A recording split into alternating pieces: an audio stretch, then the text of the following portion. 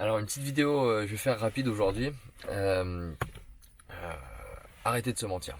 Arrêtez de se mentir, tout simplement parce qu'à un moment donné, quand on a envie de changer, quand on a envie de changer de situation professionnelle ou de situation personnelle, qu'on a envie de renouer avec soi-même et de pouvoir avancer vers quelque chose de plus authentique, la première chose à faire, c'est de se dire, on va arrêter de se mentir à soi-même. Et il y a deux choses qui font que, enfin en tout cas j'en ai repéré deux, qui font que qu'on est amené à se mentir à soi-même. La première, elle vient de votre vécu personnel, c'est-à-dire que tout au long de votre vie, de la construction de votre enfance jusqu'à votre âge adulte, vous avez vécu des situations où il y a eu certaines émotions négatives intenses. Et toute votre construction euh, toute votre construction cérébrale et tout ce qui se trame dans votre tête est fait désormais pour ne plus vivre ces émotions.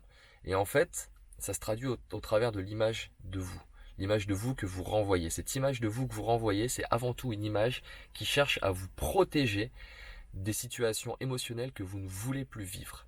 Sauf que tous ces principes que vous avez mis en place d'évitement, de comportement adopté, utiliser l'humour, ne pas aller parler à telle personne, éviter telle situation, sont maintenant peut-être des comportements qui vous mettent en défaut par rapport à vos objectifs, ou en tout cas c'est des comportements qui sont obsolètes. Ce sont des connexions synaptiques qui sont désormais obsolètes.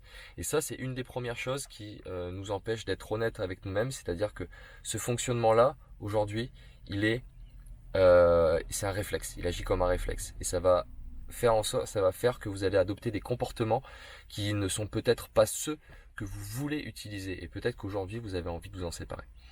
La deuxième chose, qu'il faut bien comprendre quand on a envie d'arrêter de se mentir, c'est que il y a aussi toute la part de notre construction dans l'environnement dans lequel on a vécu, dans la culture dans laquelle on a vécu et dans l'éducation qu'on a eue.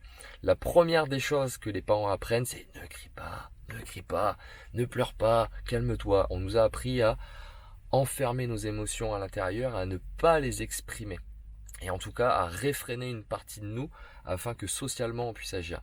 Alors, je suis pas en train de dire que c'est un mal ou que c'est un bien, je suis en train de juste de dire que on nous a appris et entraîné à réfréner certaines émotions. Et ça, c'est pareil, ça agit aujourd'hui comme un réflexe. Naturellement, il y a certaines émotions qu'on enfouit et on les enfouit si bien que au final, on se rend même pas compte qu'elles existent jusqu'à ce qu'elles débordent et qu'elles prennent plus de place. Alors peut-être qu'aujourd'hui, vous en êtes à un moment donné où ces émotions justement débordent et vous vous dites non, maintenant c'est terminé.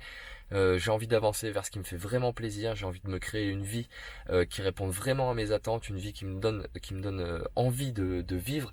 J'ai envie d'être plus authentique et de faire ressortir beaucoup plus mes aspirations profondes au quotidien. J'ai envie de pouvoir les exprimer, j'ai envie de pouvoir les vivre et être en contact avec elles. Eh bien, sachez que ces deux constructions-là sont des choses qu'il va falloir prendre en compte.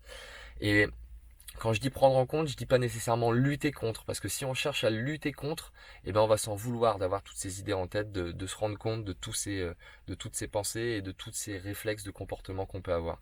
Et le but, il est pas là. Le but, c'est d'éviter la culpabilité. Et le but, c'est simplement de se rendre compte qu'on les a, d'accepter. Et la première chose que j'ai envie de vous proposer par rapport à ça, c'est prenez du recul. Prenez du recul. Allez voir quelque chose de différent. Euh, Essayez une activité complètement différente que vous n'avez jamais vue. Sortez de votre cercle d'amis. Allez voir des gens que vous n'avez pas l'habitude de rencontrer. Faites des expériences que vous n'avez pas l'habitude de faire. Une question que j'ai envie de vous poser, c'est à quand remonte la dernière fois que vous avez fait quelque chose pour la première fois? Et cette question-là, si vous vous la posez régulièrement, franchement, vous allez voir, ça va vous mener vers des trucs super sympas. Vous allez découvrir des choses. Vous allez sortir de votre cercle habituel et commencer à adopter de nouvelles visions.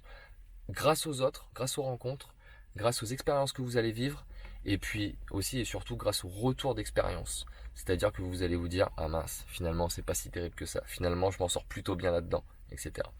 Et un autre conseil par rapport à ça que j'ai envie de vous donner, si jamais vous en avez envie et si vous pensez que c'est utile pour vous, essayez la méditation, essayez la respiration, vous allez voir, ça vous aide à prendre du recul sur vos pensées.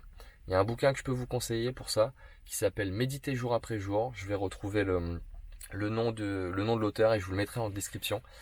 Et vous allez voir, c'est vraiment deux choses qui vous permettent d'observer vos pensées et de sortir de vos réflexes de pensée habituels et de commencer à voir un petit peu plus large, à prendre de recul sur vos situations. Et enfin commencer à arrêter de se mentir et voir les choses de façon un peu plus objective. Voilà, je vous encourage beaucoup et je vous dis à bientôt. Bisous.